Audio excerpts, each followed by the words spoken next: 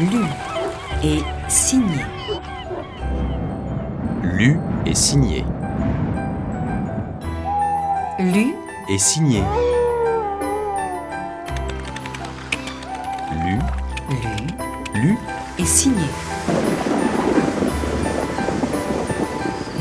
lu Lu et signé. lu et signé. Un jour, nous nous promenions dans la forêt. Charles avait été absent presque toute la semaine. Je l'aperçus tout à coup à l'extrémité de l'allée où nous marchions. Il venait à cheval, et très vite. Quand il fut près de l'endroit où nous étions, il sauta à terre et se mit à se promener avec nous. Après quelques minutes de conversation générale, il resta en arrière avec moi, et nous recommençâmes à causer comme autrefois. J'en fis la remarque. « Comme autrefois ?» s'écria-t-il. « Ah, quelle différence! Avais-je donc quelque chose à dire dans ce temps-là? Il me semble que je n'ai commencé à vivre que depuis 2 mois. Ulrika, je ne vous dirai jamais ce que j'éprouve pour elle. Quelquefois, je crois sentir que mon âme tout entière va passer dans la sienne. Quand elle me regarde, je ne respire plus. Quand elle rougit, je voudrais me prosterner à ses pieds pour l'adorer. Quand je pense que je vais être le protecteur de cet ange, qu'elle me confie sa vie, sa destinée, ah, que je suis glorieux de la mienne, que je la rendrai heureuse. Je serai pour elle le père, la mère qu'elle a perdue. Mais je serai aussi son mari, son amant. Elle me donnera son premier amour. Tout son cœur s'épanchera dans le mien. Nous vivrons de la même vie. Et je ne veux pas que, dans le cours de nos longues années, elle puisse dire qu'elle ait passé 1 heure sans être heureuse. Quel délice, Ulrika, de penser qu'elle sera la mère de mes enfants, qu'ils puiseront la vie dans le sein d'Anaïs. Ah, ils seront doux et beaux comme elle. Qu'ai-je fait, ô Dieu, pour mériter tant de bonheur? Hélas, j'adressais en ce moment au ciel une question toute contraire. Depuis quelques instants, j'écoutais ces paroles passionnées avec un sentiment indéfinissable. Grand Dieu! Vous êtes témoin que j'étais heureuse du bonheur de Charles, mais pourquoi avez-vous donné la vie à la pauvre Ulrika? Pourquoi n'est-elle pas morte sur ce bâtiment négrier d'où elle fut arrachée ou sur le sein de sa mère? Un peu de sable d'Afrique eût recouvert son corps et ce fardeau eût été bien léger. Qu'importait au monde qu'Ulrika vécût? Pourquoi était-elle condamnée à la vie? C'était donc pour vivre seule, toujours seule, jamais aimée. Oh mon Dieu, ne le permettez pas. Retirez de la terre la pauvre Ulrika. Personne n'a besoin d'elle. N'est-elle pas seule dans la vie? Cette affreuse pensée me saisit avec plus de violence qu'elle n'avait encore fait. Je me sentis fléchir, je tombai sur les genoux, mes yeux se fermèrent et je crus que j'allais mourir. En achevant ces paroles, l'oppression de la pauvre religieuse parut s'augmenter. Sa voix s'altéra, et quelques larmes coulèrent le long de ses joues flétries. Je voulus l'engager à suspendre son récit. Elle s'y refusa. « Ce n'est rien, me dit-elle. Maintenant le chagrin ne dure pas dans mon cœur. La racine en est coupée. Dieu a eu pitié de moi.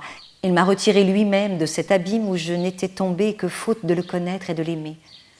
N'oubliez donc pas que je suis heureuse, mais hélas, ajouta-t-elle, je ne l'étais point alors.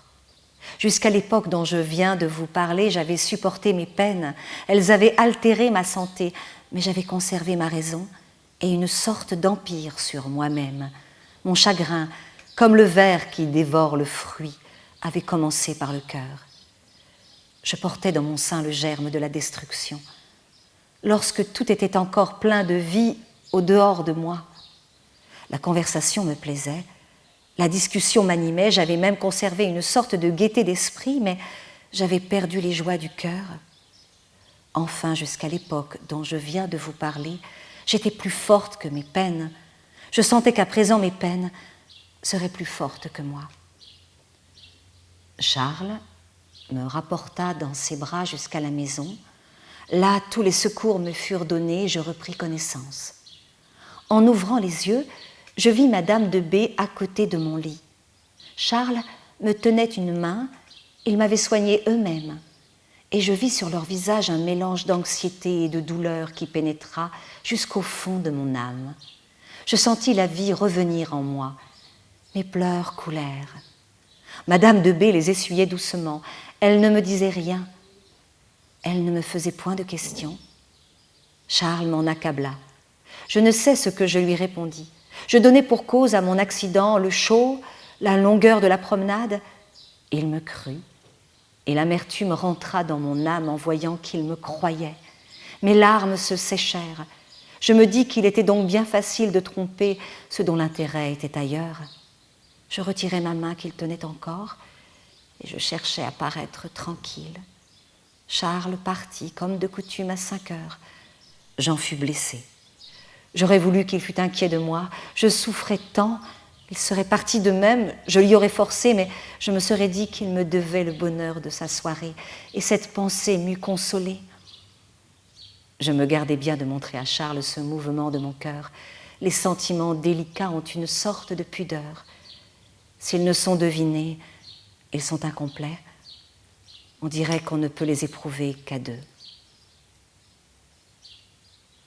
À peine Charles fut-il parti que la fièvre me prit avec une grande violence. Elle augmenta les 2 jours suivants. Madame de B me soignait avec sa bonté accoutumée. Elle était désespérée de mon état et de l'impossibilité de me faire transporter à Paris, où le mariage de Charles l'obligeait à se rendre le lendemain. Les médecins dirent à Madame de B qu'il répondait de ma vie si elle me laissait à Saint-Germain. Elle s'y résolut. Et elle me montra en partant une affection si tendre qu'elle calma un moment mon cœur. Mais après son départ, l'isolement complet, réel, où je me trouvais pour la première fois de ma vie, me jeta dans un profond désespoir. Je voyais se réaliser cette situation que mon imagination s'était peinte tant de fois. Je mourais loin de ce que j'aimais, et mes tristes gémissements ne parvenaient pas même à leurs oreilles. Hélas, ils eussent troublé leur joie. Je les voyais s'abandonnant à toute l'ivresse du bonheur, loin d'Ourika mourante. Ourika n'avait qu'eux dans la vie, mais eux n'avaient pas besoin d'Ourika. Personne n'avait besoin d'elle. Cet affreux sentiment de l'inutilité de l'existence est celui qui déchire le plus profondément le cœur. Il me donna un tel dégoût de la vie que je souhaitais sincèrement mourir de la maladie dont j'étais attaquée. Je ne parlais pas, je ne donnais presque aucun signe de connaissance, et cette seule pensée était bien distincte en moi. Je voudrais mourir. Dans d'autres moments, j'étais plus agitée. Je me rappelais tous les mots de cette dernière conversation que j'avais eue avec Charles dans la forêt. Je le voyais nageant dans cette mer de délices qu'il m'avait dépeinte, tandis que je mourrais abandonnée seule dans la mort comme dans la vie. Cette idée me donnait une irritation plus pénible encore que la douleur. Je me créais des chimères pour satisfaire à ce nouveau sentiment. Je me représentais Charles arrivant à Saint-Germain. On lui disait « Elle est morte ». Eh bien, le croiriez-vous? Je jouissais de sa douleur. Elle me vengeait. Et de quoi? Grand Dieu! De ce qu'il avait été l'ange protecteur de ma vie? Cet affreux sentiment me fit bientôt horreur. J'entrevis que si la douleur n'était pas une faute, si livrée comme je le faisais, pouvait être criminelle. Mes idées prirent alors un autre cours. J'essayais de me vaincre, de trouver en moi-même une force pour combattre les sentiments qui m'agitaient. Mais je ne la cherchais point. Cette force où elle était. Je me fis honte de mon ingratitude. Je mourrais, me disais-je. Je veux mourir, mais je ne veux pas laisser les passions haineuses approcher de mon cœur. Ourika est un enfant déshérité, mais l'innocence lui reste. Je ne la laisserai pas se flétrir en moi par l'ingratitude. Je passerai sur la terre comme une ombre, mais dans le tombeau, j'aurai la paix. Oh, mon Dieu! Ils sont déjà bien heureux, eh bien, donnez-leur encore la part d'Ourika et laissez-la mourir comme la feuille tombe en automne. N'ai-je donc pas assez souffert? Je ne sortis de la maladie qui avait mis ma vie en danger que pour tomber dans un état de langueur où le chagrin avait beaucoup de part. Madame de B s'établit à Saint-Germain après le mariage de Charles. Il y venait souvent accompagné d'Anaïs, jamais sans elle. Je souffrais toujours davantage quand ils étaient là. Je ne sais si l'image du bonheur me rendait plus sensible ma propre infortune, ou si la présence de Charles réveillait le souvenir de notre ancienne amitié. Je cherchais quelquefois à le retrouver et je ne le reconnaissais plus. Il me disait pourtant à peu près tout ce qu'il me disait autrefois, mais son amitié présente ressemblait à son amitié passée, comme la fleur artificielle ressemble à la fleur véritable. C'est la même chose, hors la vie et le parfum. Charles attribuait au dépérissement de ma santé le changement de mon caractère. Je crois que Madame de B jugeait mieux le triste état de mon âme, qu'elle devinait mes tourments secrets et qu'elle en était vivement affligée.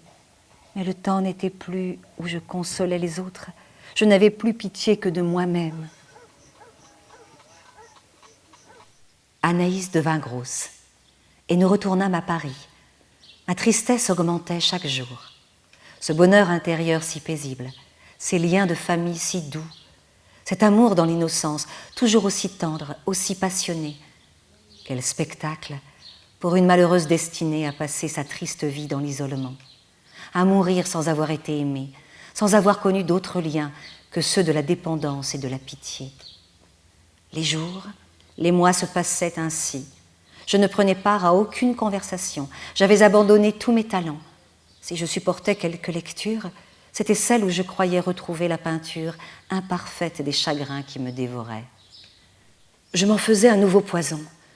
Je m'enivrais de mes larmes et seule dans ma chambre, pendant des heures entières, je m'abandonnais à ma douleur.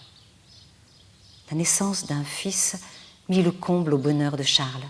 Il accourut pour me le dire et dans les transports de sa joie, je reconnus quelques accents de son ancienne confiance. Qu'ils me firent mal.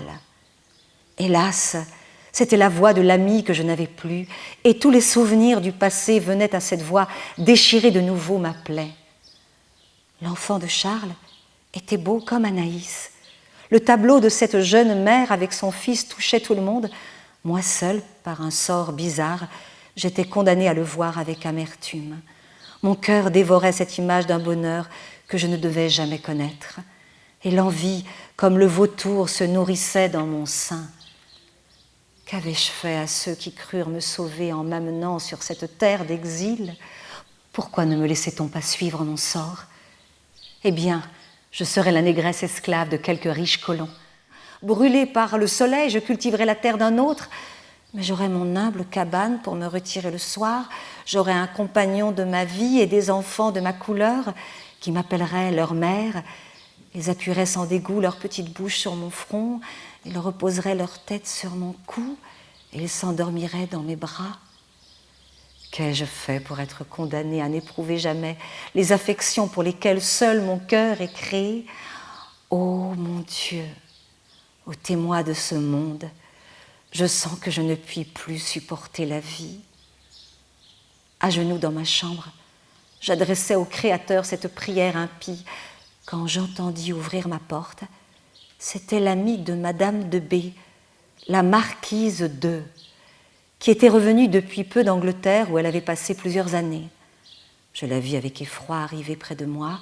Sa vue me rappelait toujours que la première, elle m'avait révélé mon sort, qu'elle m'avait ouvert cette mine de douleur où j'avais tant puisé. Depuis qu'elle était à Paris, je ne la voyais qu'avec un sentiment pénible. « Je viens vous voir et causer avec vous, ma chère Ourika, » me dit-elle. « Vous savez combien je vous aime depuis votre enfance, et je ne puis voir sans une véritable peine la mélancolie dans laquelle vous vous plongez. Est-il possible, avec l'esprit que vous avez, que vous ne sachiez pas tirer un meilleur parti de votre situation? » « L'esprit, madame, lui répondis-je, ne sert guère qu'à augmenter les maux véritables. Il les fait voir sous tant de formes diverses. Mais, reprit-elle, lorsque les maux sont sans remède, N'est-ce pas une folie de refuser de s'y soumettre et de lutter ainsi contre la nécessité?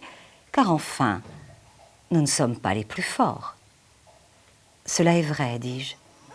Mais il me semble que, dans ce cas, la nécessité est un mal de plus. Vous conviendrez pourtant, Ulrica, que la raison conseille alors de se résigner et de se distraire. Oui, madame, mais pour se distraire, il faut entrevoir ailleurs l'espérance. Vous pourriez du moins vous faire des goûts et des occupations pour remplir votre temps. Ah, madame, les goûts qu'on se fait sont un effort et ne sont pas un plaisir. Mais, dit-elle encore, vous êtes remplie de talents. Pour que les talents soient une ressource, madame, lui répondis-je, il faut se proposer un but. Mes talents seraient comme la fleur du poète anglais qui perdait son parfum dans le désert. Vous oubliez vos amis qui en jouiraient. Je n'ai point d'amis, madame. J'ai des protecteurs, et cela est bien différent. Ulrica, dit-elle, vous vous rendez bien malheureuse, et bien inutilement.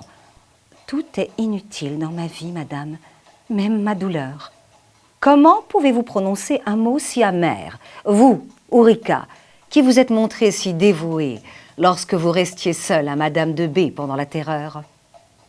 Hélas, madame, je suis comme ces génies malfaisants qui n'ont de pouvoir que dans les temps de calamité et que le bonheur fait fuir. Confiez-moi votre secret, ma chère Ulrica. Ouvrez-moi votre cœur. Personne ne prend à vous plus d'intérêt que moi, et peut-être que je vous ferai du bien. Je n'ai point de secret, madame, lui répondis-je. Ma position et ma couleur sont tout mon mal. Vous le savez. Allons donc, reprit-elle. Pouvez-vous nier que vous renfermez au fond de votre âme une grande peine? Il ne faut que vous voir un instant pour en être sûr. Je persistais à lui dire ce que je lui avais déjà dit. Elle s'impatienta, éleva la voix. Je vis que l'orage allait éclater. « Est-ce là votre bonne foi ?» dit-elle. « Cette sincérité pour laquelle on vous vante, Ulrica, prenez-y garde. La réserve quelquefois conduit à la fausseté. »« Eh, que pourrais-je vous confier, madame ?» lui dis-je. « À vous surtout qui depuis si longtemps avez prévu quel serait le malheur de ma situation. À vous moins qu'à personne. Je n'ai rien de nouveau à dire là-dessus. » « C'est ce que vous ne me persuaderez jamais, répliqua-t-elle. Mais puisque vous me refusez votre confiance et que vous assurez que vous n'avez point de secret, eh bien, Ulrica, je me chargerai de vous apprendre que vous en avez un. Oui, Ulrica, tous vos regrets, toutes vos douleurs ne viennent que d'une passion malheureuse, d'une passion insensée, et si vous n'étiez pas folle d'amour pour Charles, vous prendriez fort bien votre parti d'être négresse. Adieu, Ulrica, je m'en vais, et je vous le déclare avec bien moins d'intérêt pour vous que je n'en avais apporté en venant ici. Elle sortit en achevant ces paroles. Je demeurai anéantie. Que venait-elle de me révéler? Quelle lumière affreuse avait-elle jetée sur l'abîme de mes douleurs? Grand Dieu! C'était comme la lumière qui pénétra une fois au fond des enfers et qui fit regretter les ténèbres à ses malheureux habitants. Quoi? J'avais une passion criminelle? C'est elle qui jusqu'ici dévorait mon cœur? Ce désir de tenir ma place dans la chaîne des êtres, ce besoin des affections de la nature, cette douleur de l'isolement, c'étaient les regrets d'un amour coupable. Et lorsque je croyais envier l'image du bonheur, c'est le bonheur lui-même qui était l'objet de mes vœux impies. Mais qu'ai-je donc fait pour qu'on puisse me croire atteinte de cette passion sans espoir? Est-il donc impossible d'aimer plus que sa vie avec innocence? Cette mère qui se jeta dans la gueule du lion pour sauver son fils, quel sentiment l'animait? Ses frères, ses sœurs qui voulurent mourir ensemble sur l'échafaud et qui priaient Dieu avant d'y monter, était-ce donc un amour coupable qui les unissait? L'humanité seule ne produit-elle pas tous les jours des dévouements sublimes? Pourquoi donc ne pourrais-je aimer ainsi Charles, le compagnon de mon enfance, le protecteur de ma jeunesse? Et cependant, je ne sais quelle voix crie au fond de moi-même qu'on a raison et que je suis criminelle, grand Dieu. Je vais donc recevoir aussi le remords dans mon cœur désolé. Il faut qu'Orica connaisse tous les genres d'amertume, qu'elle épuise toutes les douleurs. Quoi, mes larmes, désormais, seront coupables? Il me sera défendu de penser à lui. Quoi, je n'oserais plus souffrir? Ces affreuses pensées me jetèrent dans un accablement qui ressemblait à la mort. La même nuit, la fièvre me prit, et en moins de 3 jours, on désespéra de ma vie. Le médecin déclara que si l'on voulait me faire recevoir mes sacrements, il n'y avait pas un instant à perdre. On envoya chercher mon confesseur. Il était mort depuis peu de jours. Alors Madame de B fit avertir un prêtre de la paroisse. Il vint et m'administra l'extrême onction, car j'étais hors d'état de recevoir le viatique. Je n'avais aucune connaissance et on attendait ma mort à chaque instant. C'est sans doute alors que Dieu eut pitié de moi. Il commença par me conserver la vie. Contre toute attente, mes forces se soutinrent. Je luttai ainsi environ 15 jours. Ensuite, la connaissance me revint. Madame de B ne me quittait pas et Charles paraissait avoir retrouvé pour moi son ancienne affection. Le prêtre continuait à venir me voir chaque jour. Il voulait profiter du premier moment pour me confesser. Je le désirais moi-même. Je ne sais quel mouvement me portait vers Dieu et me donnait le besoin de me jeter dans ses bras et d'y chercher le repos. Le prêtre reçut l'aveu de mes fautes. Il ne fut point effrayé de l'état de mon âme. Comme un vieux matelot, il connaissait toutes ces tempêtes. Il commença par me rassurer sur cette passion dont j'étais accusée. « Votre cœur est pur, me dit-il. C'est à vous seul que vous avez fait du mal, mais vous n'en êtes pas moins coupable. Dieu vous demandera compte de votre propre bonheur qu'il vous avait confié. Qu'en avez-vous fait? Ce bonheur était entre vos mains, car il réside dans l'accomplissement de nos devoirs. Les avez-vous seulement connus? Dieu est le but de l'homme. Quel a été le vôtre? Mais ne perdez pas courage. Priez Dieu, Orica. Il est là, il vous tend les bras. Il n'y a pour lui ni nègre ni blanc. Tous les cœurs sont égaux devant ses yeux. Et le vôtre mérite de devenir digne de lui. C'est ainsi que cet homme respectable encourageait la pauvre Orica. Ces paroles simples portaient dans mon âme je ne sais quelle paix que je n'avais jamais connue. Je les méditais sans cesse et comme d'une mine féconde, j'en tirais toujours quelques nouvelles réflexions. Je vis qu'en effet, je n'avais point connu mes devoirs. Dieu en a prescrit aux personnes isolées comme à celles qui tiennent au monde. S'il les a privées des liens du sang, il leur a donné l'humanité tout entière pour famille. La sœur de la charité, me disais-je, n'est point seule dans la vie, quoiqu'elle ait renoncé à tout. Elle s'est créée une famille de choix. Elle est la mère de tous les orphelins, la fille de tous les pauvres vieillards, la sœur de tous les malheureux. Des hommes du monde n'ont-ils pas souvent cherché un isolement volontaire? Ils voulaient être seuls avec Dieu. Ils renonçaient à tous les plaisirs pour adorer, dans la solitude, la source pure de tout bien et de tout bonheur. Ils travaillaient dans le secret de leurs pensées à rendre leur âme digne de se présenter devant le Seigneur. C'est pour vous, ô mon Dieu, qu'il est doux d'embellir ainsi son cœur, de le parer, comme pour un jour de fête, de toutes les vertus qui vous plaisent. Hélas, qu'avais-je fait? Jouet insensé des mouvements involontaires de mon âme. J'avais couru après les jouissances de la vie et j'en avais négligé le bonheur. Mais il n'est pas encore trop tard. Dieu, en me jetant sur cette terre étrangère, voulut peut-être me prédestiner à lui. Il m'arracha à la barbarie, à l'ignorance. Par un miracle de sa bonté, il me déroba au vice de l'esclavage et me fit connaître sa loi. Cette loi me montre tous mes devoirs. Elle m'enseigne ma route. Je la suivrai. Ô mon Dieu, je ne me servirai plus de vos bienfaits pour vous offenser. Je ne vous accuserai plus de mes fautes. Ce nouveau jour, sous lequel j'envisageais ma position, fit rentrer le calme dans mon cœur. Je m'étonnais de la paix qui succédait à tant d'orages. On avait ouvert une issue à ce torrent qui dévastait ses rivages. Et maintenant, il portait ses flots apaisés dans une mer tranquille. Je me décidai à me faire religieuse. J'en parlais à Madame de B. Elle s'en affligea, mais elle me dit « Je vous ai fait tant de mal en voulant vous faire du bien que je ne me sens pas le droit de m'opposer à votre résolution. » Charles fut plus vif dans sa résistance. Il me pria, il me conjura de rester.